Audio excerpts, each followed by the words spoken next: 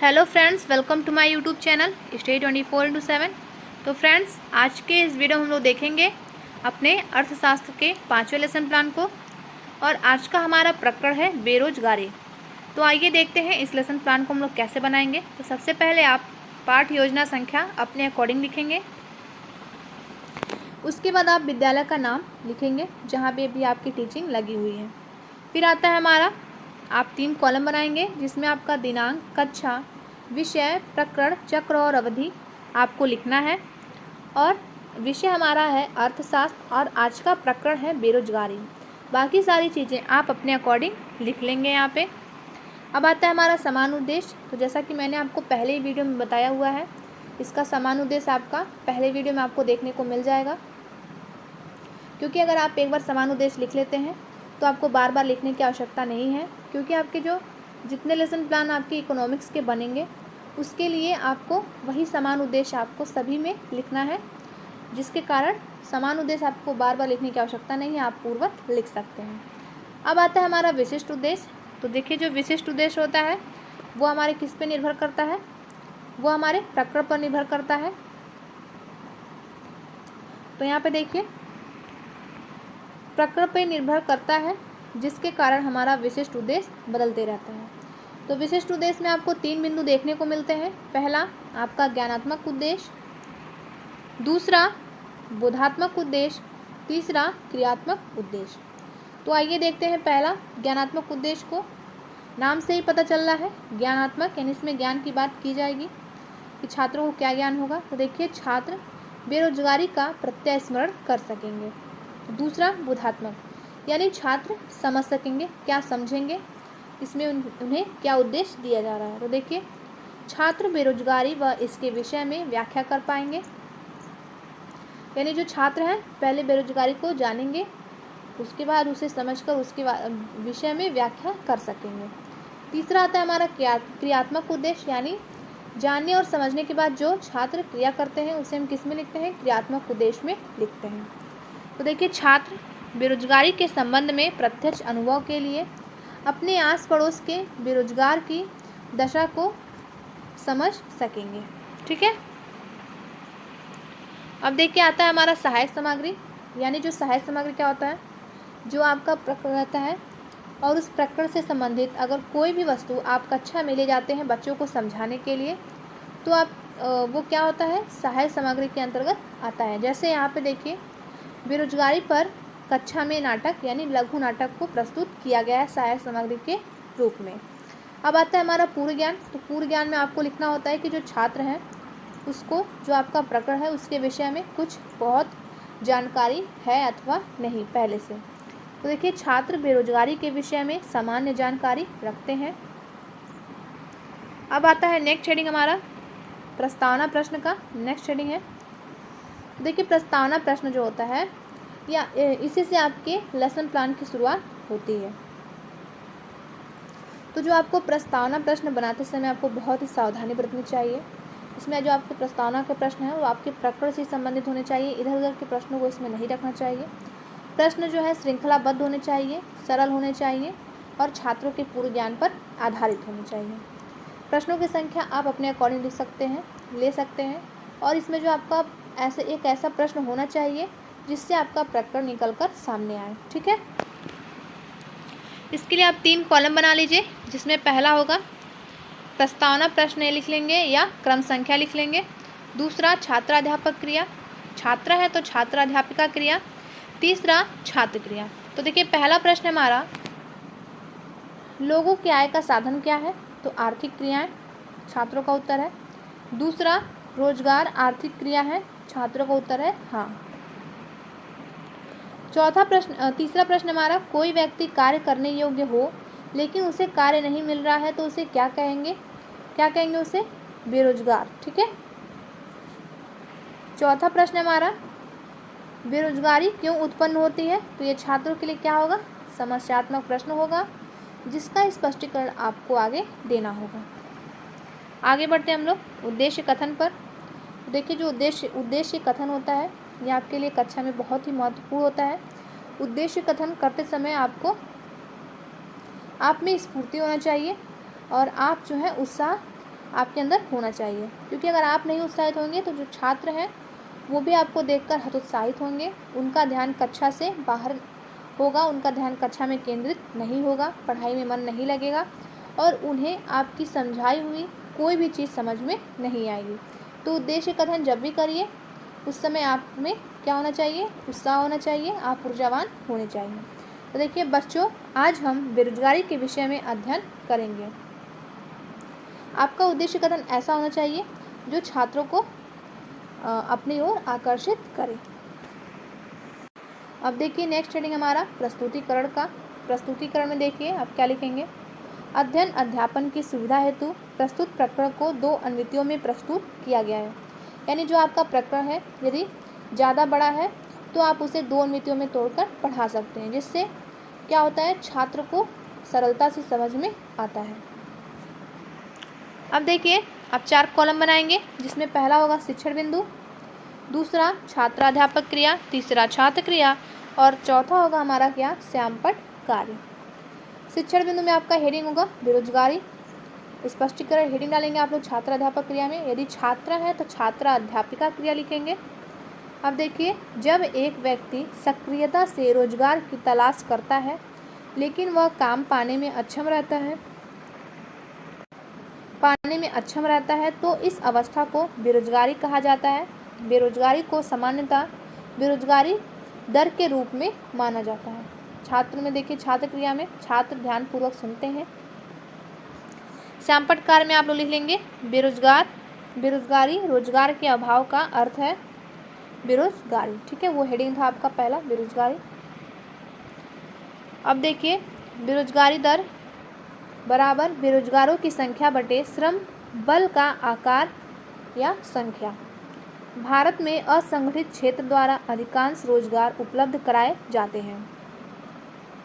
यहाँ पे देखिए श्यामपट्ट कार्य में आप लोग इस फॉर्मूले को लिख लेंगे, UR = UN/LFN। ठीक है, और यह भी लिख लीजिए आप लोग, भारत में अधिकांश रोजगार असंगठित क्षेत्र द्वारा उपलब्ध कराया जाता है। फिर आता है हमारा क्या, बोध प्रश्न। जब आप एक प्रकरण को पढ़ाते हैं या स्पष्टीकरण देते हैं तो उसके बाद आप छात्रों से बोध प्रश्न पूछते हैं, यह जानने के लिए कि जो छात्र हैं उन्होंने आपका पढ़ाया हुआ कितना सीखा, उन्हें कितना समझ में आया। बोध प्रश्न में आप प्रश्नों की संख्या अपने अकॉर्डिंग रख सकते हैं। यहाँ पे देखिए 2 प्रश्नों को लिया गया है। पहला प्रश्न हमारा, ये आपके प्रकरण से ही संबंधित होने चाहिए, अर्थात जिसका आपने स्पष्टीकरण दिया हो उसी से संबंधित होने चाहिए। पहला प्रश्न हमारा, बेरोजगारी को सामान्यतः किस में मापा जाता है, तो बेरोजगारी दर में छात्रों का जो उत्तर है। दूसरा प्रश्न हमारा, बेरोजगारी कितने प्रकार की होती है, तो ये छात्रों के लिए क्या है, समस्यात्मक प्रश्न है और इसका स्पष्टीकरण आप लोग आगे देंगे। तो देखिए यहाँ पे अब आता है हमारा स्पष्टीकरण। शिक्षण बिंदु में आप लोग लिखेंगे बेरोजगारी के प्रकार। भारत में सामान्यतः 2 प्रकार की बेरोजगारी पाई जाती है। जो पहला होता है ग्रामीण क्षेत्रों की बेरोजगारी और दूसरा होता है हमारा नगरीय क्षेत्रों की बेरोजगारी। तो देखिए इसमें आप लोग लिखेंगे क्या, मौसमी बेरोजगारी, कृषि व उससे संबंधित उद्योग, चीनी ब्रैकेट में आदि। छिपी हुई या अदृश्य बेरोजगारी, जैसे कृषि में लगे अतिरिक्त श्रमिक जिनकी सीमांत उत्पादकता बहुत कम या शून्य होती है। छात्र क्रिया में छात्र ध्यानपूर्वक सुनते हैं और यही चीज़ आप लिख लेंगे अपने श्यामपट्ट कार्य में। बेरोजगारी सामान्यतः 2 प्रकार की होती है, ग्रामीण बेरोजगारी और नगरीय बेरोजगारी।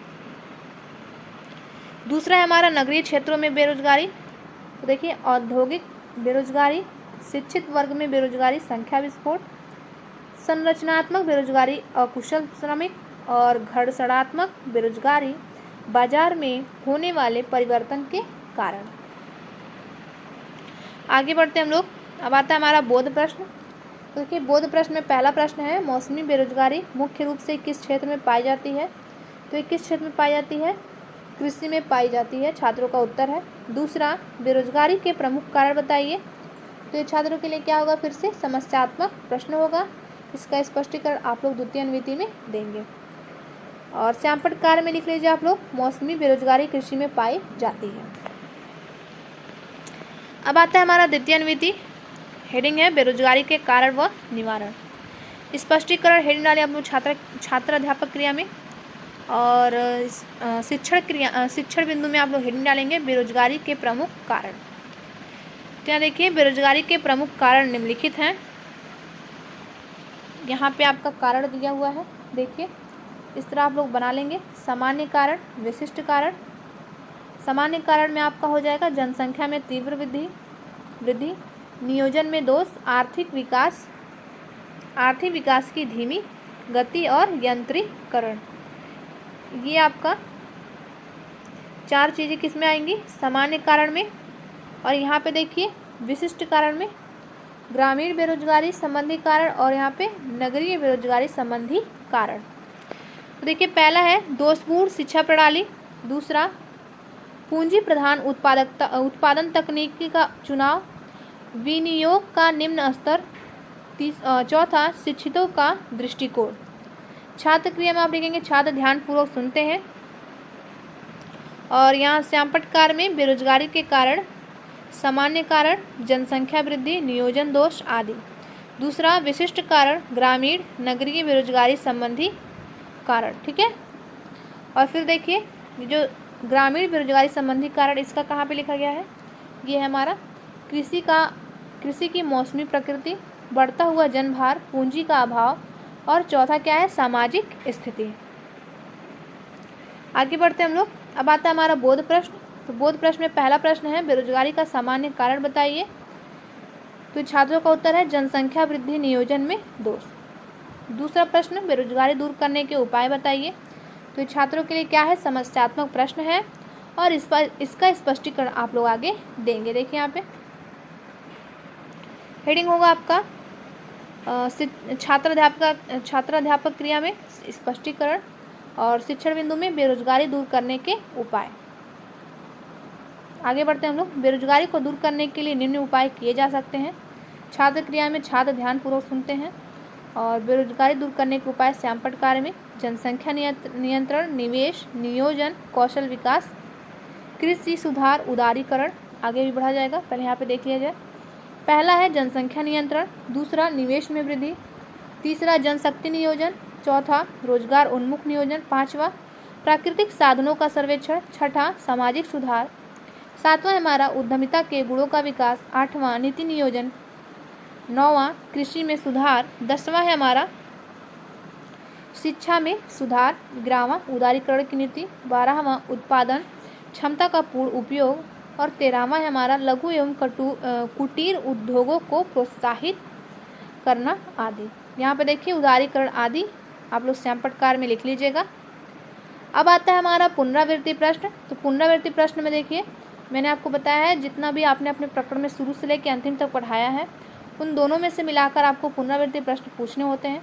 इसमें आपको प्रश्नों को बार बार दोहराना नहीं होता है, इसमें आपको नए प्रश्नों को रखना होता है। जैसे देखिए पहला प्रश्न है अदृश्य बेरोजगारी मुख्यतः किस क्षेत्र में पाई जाती है? तो ये किस क्षेत्र में पाई जाती है? कृषि क्षेत्र में। दूसरा प्रश्न है बेरोजगारी दर UR क्या होता है? तो देखिए इसका जो फॉर्मूला है ये आपका, इसको आपको यहाँ पे लिख देना है। तीसरा प्रश्न है ग्रामीण बेरोजगारी के उदाहरण बताइए। तो कृषि में मौसमी बेरोजगारी, ठीक। चौथा प्रश्न है बेरोजगारी के विशिष्ट कारण बताइए। तो ये छात्रों का उत्तर है ग्रामीण व नगरीय बेरोजगारी संबंधी कारण। अब आता है हमारा गृह कार्य। पुनरावृत्ति प्रश्न में आप प्रश्नों की संख्या अपने अकॉर्डिंग रख सकते हैं। तो गृह कार्य में देखिए आप छात्रों को अपने अकॉर्डिंग कोई भी कार्य घर से होमवर्क करने के लिए दे सकते हैं। यहाँ पे देखिए छात्र बेरोजगारी के प्रकार व कारण तथा निवारण का रेखा चित्र की सहायता से प्रस्तुतिकरण करेंगे। लास्ट हेडिंग हमारा आता है किसका? समीक्षा का। समीक्षा हेडिंग डाल के आपको छोड़ देना है, क्योंकि जो आपके अध्यापक आपका लेसन प्लान चेक करते हैं वो आपके लेसन प्लान के विषय में यहाँ पे टिप्पणी करते हैं कि जो आपका लेसन प्लान है उसमें क्या त्रुटियाँ हैं, क्या कमियाँ हैं, छात्रों का जो अनुशासन है सही है अथवा नहीं, आपने TLM का प्रयोग किया है, आपने किन कौशलों का प्रयोग किया है अथवा नहीं, यह सारी चीज़ें आपकी टिप्पणी में की जाती है। तो फ्रेंड्स वीडियो अच्छा लगे तो लाइक करें, शेयर करें और हमारे चैनल को सब्सक्राइब करें। थैंक यू फ्रेंड्स, मिलते हैं नेक्स्ट वीडियो में।